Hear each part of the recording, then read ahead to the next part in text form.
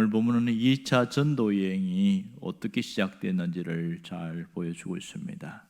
2차 전도 여행은 두 팀으로 나누어졌는데 바나바는 마가를 데리고 구버로로 출발해서 갔고, 또 바울은 실라를 데리고 반대 방향인 수리아와 길리기아로 향해 갔다, 그렇게 얘기를 하고 있습니다. 자, 오늘 우리가 여기서 주목할 점은 바울이 실라를 선택해서 2차 전도 여행을 다녔는데 왜 실라였을까 하는 점입니다. 어떤 면에서 보면 실라보다는 지난번에 내려왔던 유다가 더 뛰어나고 더 대단한 사람처럼 보이고, 그렇게 유다가 먼저 앞선 것 같은데 실라를 선택했다는 것이 참 특이한 상황이긴 합니다. 과거에 보면 예루살렘에 올라갔을 때의 할례 문제를 마무리하고 예루살렘 공회 끝내서 거기서 2명을 보냅니다. 지도자를 보내는데 그때에 유다와 실라가 함께 안디옥 교회를 내려와서 어떻게 되었는가 판결문을 읽고 설명해주고 그런 일들이 있었어요. 그런 다음에 다시 예루살렘으로 이 두 사람이 올라가게 되었는데 그때에 22절에 보면 두 사람을 향하여 선지자다, 이렇게 말을 하고 있습니다. 자, 항상 유다 다음에 실라가 왔습니다. 2000년 전에 유대인들은 서열을 굉장히 중요시했습니다. 서열과 직책을 아주 중요시했는데 유다패는 인도자라는 말이 있습니다. 인도자라는 것은 그 당시에 예루살렘 교회에서도 큰 사역자로 잘 감당하고 있었다, 그런 뜻이 되겠죠. 그런 면에서 보면 실라보다는 유다가 훨씬 더 앞서고 더 그분이 선택되어야 하지 않을까, 그런 생각을 하게 되었습니다.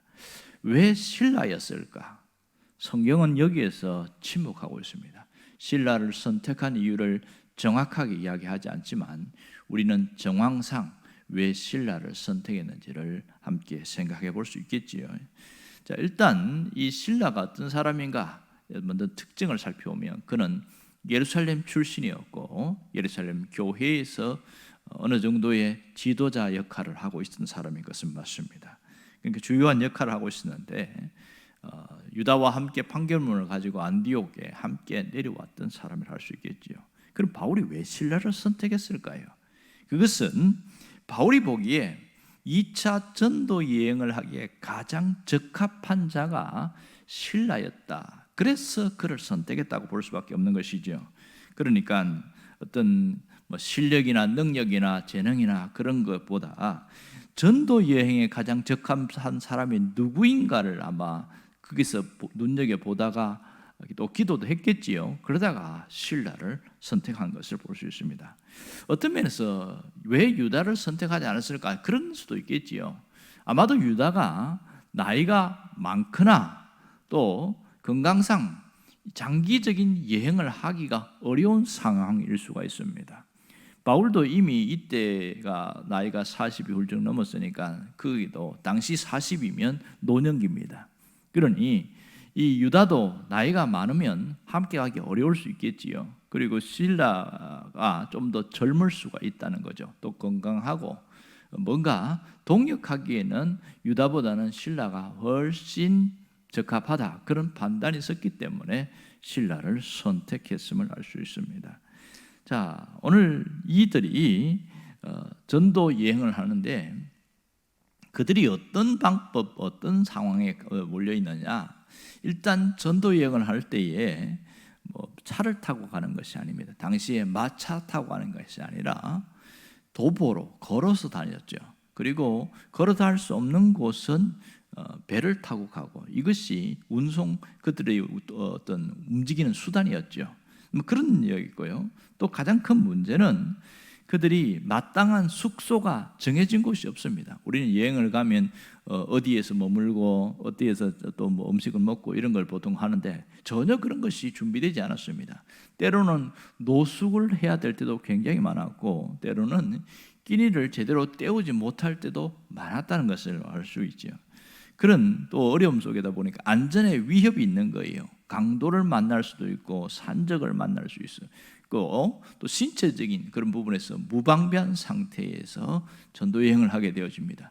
무엇보다 더 힘들었던 것은 동족인 유대인들의 핍박이었습니다. 그들의 핍박으로 돌을 던지며 굉장한 어려움을 주고 이런 일들이 지난 1차 전도 여행도 있었잖아요. 2차에서는 더 하면 더하지 덜 하지 않을 거다. 그런 상황 속에서 가고 있는 거예요. 그러면 이 모든 것을 신라가 알고 있겠죠. 하지만 그는 신라를 선택한 이유는 결정적으로 자기 생명을 주님을 위해서 드리는데 조금도 아까워하지 않는 그 믿음을 본 것이라고 할 수 있겠습니다. 2차 전도 여행은 1차보다 훨씬 범위가 넓습니다. 1차는 소아시아 지역, 밤빌리아와 갈라디아 그 정도였지만 2차 전도 여행은 1차 전도 여행을 합하고 그러니까 소아시아 지역과 그다음 유럽까지 넘어갑니다. 유럽의 발칸 반도까지 넘어가서 그렇게 전도하니까 상당히 범위가 큽니다. 그리고 시간도 약 한 3년이라는 긴 시간이었고 그런 시간 동안에 무려 5,000km 이상을 걸어 다녀야 되니까 굉장히 어려운 부분이긴 합니다. 자, 이런 상황 속에서 목숨을 걸어야 하는 그런 부분이기 때문에 신라는 거기에 대해서 준비가 되어졌다. 그걸 알 수 있지요. 어떻게 준비된 걸 알 수 있냐? 32절을 보면 그는 선지자였다. 그 말을 하고 있습니다. 선지자라는 것은 하나님의 말씀을 맡은 사람을 말합니다. 그러니까 하나님의 말씀을 마음에 담고 살아가는 사람인 것이죠. 그러니까 그 마음에 누가 있을까요? 예수님이 당연히 계시겠죠. 그는 늘 예수님을 중심으로 살았고 예수님을 위하여 살았고 때로는 죽음이 온다고 할지라도 주님을 위해서 목숨을 던질 수 있는 각오가 되어 있다는 것을 여기서 유추할 수가 있는 것이죠. 그러니까 그는 언제나 자기 중심이 예수 그리스도 중심이었습니다. 그런 걸 보면 바울과 같은 마음이었던 걸 알 수 있습니다. 마음이 같아야 함께 일을 할 수 있는 것이죠.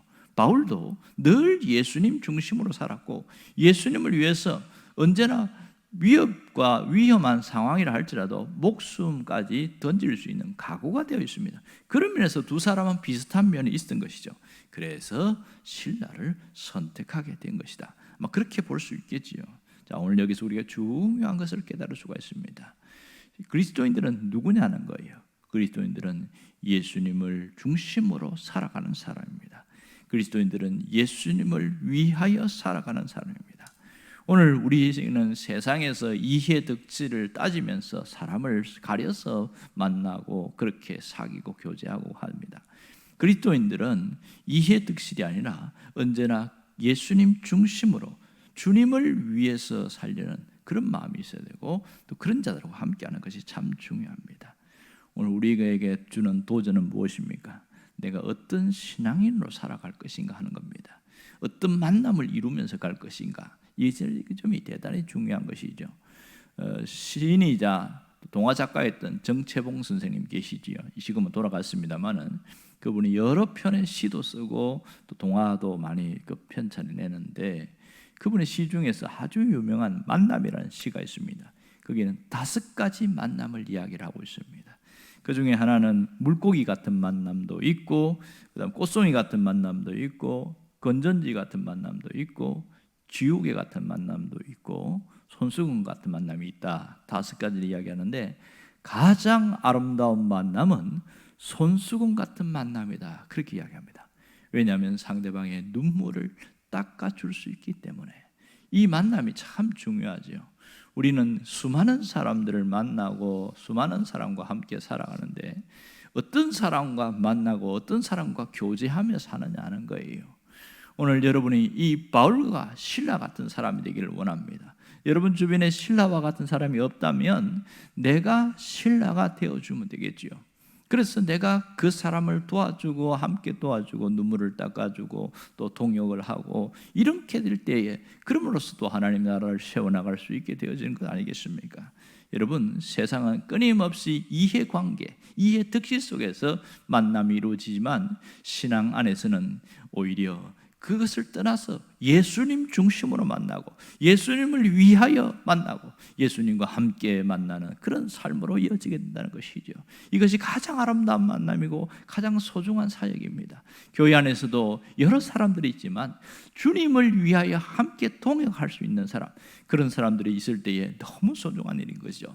우리가 누군가를 찾는 것도 중요하지만 무엇보다 중요한 것은 내가 신라와 같은 사람이 되어야 되겠다, 이런 신앙적 결단이 대단히 중요한 겁니다.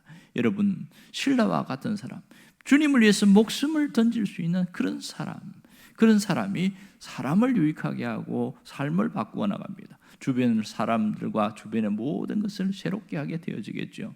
바울과 실라는 마지막 3차 전도 여행까지 끝까지 함께한 것을 볼 수 있습니다. 그러면서 이 두 사람은 함께할 때에 놀라운 시너지 효과가 일어났습니다. 이런 좋은 사람과의 만남이 우리를 삶을 새롭게 합니다. 오늘 기도할 것은 하나님, 내가 신라와 같은 그런 사람, 또 그러한 만남이 이어지게 해주세요. 그 기도가 필요합니다.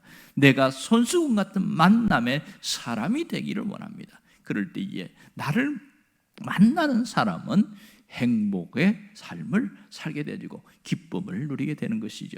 여러분, 저와 여러분의 그런 사람들이 될 수 있기를 주의 이름으로 축원합니다.